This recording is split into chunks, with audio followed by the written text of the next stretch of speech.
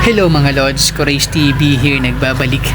At dahil nag-enjoy na nga tayo sa ating cycling at naging part na rin to ng ating routine exercise, samahan nyo ako sa upgrade natin ito dahil dumating na ang in-order nating smart bike computer na IGPS Sport BSC 200.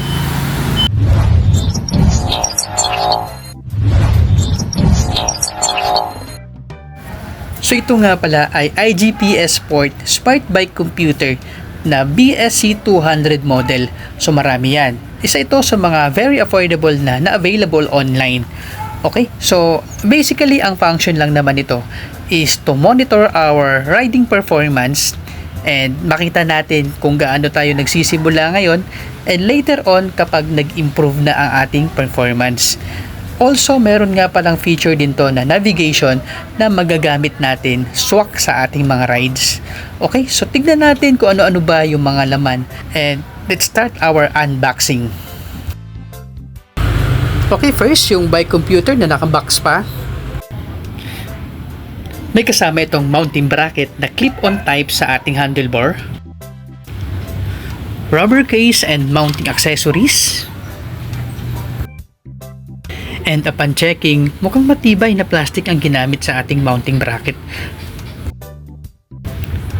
Ito nga pala yung kanyang rubber case for added protection. Meron na ring lace or tali ba to for added safety na rin sa pagkahulog.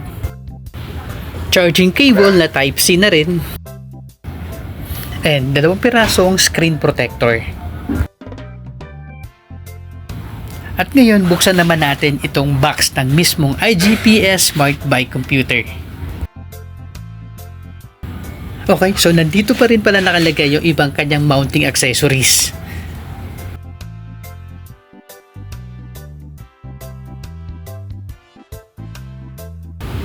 Siyempre, hindi nawawala yung user's manual para sa masisipag magbasa. And buksan na nga natin tong IGPS Smart Bike Computer na to. Kanina pa to eh. Ayan, ay putik na laglag pa.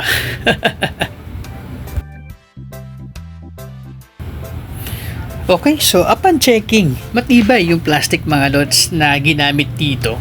Ayan, so ang dami niyang buttons sa magkabilang side ng mismong monitor. I think 5. And ang kanyang monitor nga pala ay may laki na 2.5 inches. So hindi pa ako makapagbigay ng full details or specifications or functions nitong IGPS Smart Bike Computer na to dahil aaralin pa natin kung paano to ginagamit. Okay, so ang importante ngayon is na ipakita natin yung mismong actual na itsura ng IGPS Smart Bike Computer na to and testingin na natin agad. Ayan yung setup natin. Okay, so IGPS na ating ikinabit na sa ating road bike and for testing na natin.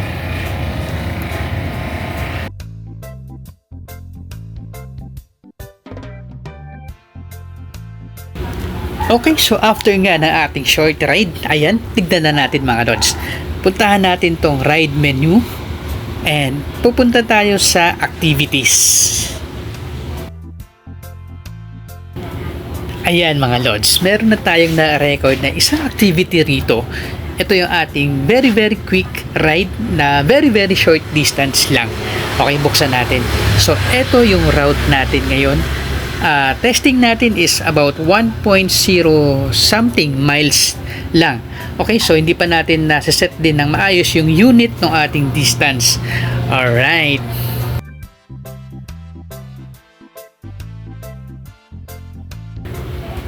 Isa nga rin pala sa kagandahan sa IGPS Bike Smart Computer na to is ma-access natin yung ating ride through mobile application. So install lang natin yung IGPS Sports and fill up tayo ng details for the registration and tara, tignan natin, matatrack na natin yung ating ride.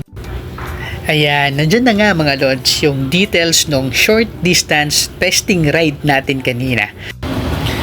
Ayan mga lods, so napakaraming details na rin ang kayang i-record ng mobile application na to for iGPS Bike Smart Computer. So malabang sa malabang, andyan na lahat ng mga details na kailangan nyo for riding performance monitoring. Okay, so yun na muna mga lods ang ating very quick unboxing and testing sa iGPS bike computer na to. And masasabi natin na sulit na upgrade to para sa ating nagsisimula sa cycling at nag-e-enjoy sa ating mga ride. Okay, so Courage TV here na lagi nagsasabi na ingat lagi at enjoy lang natin ang ating bawat biyahe.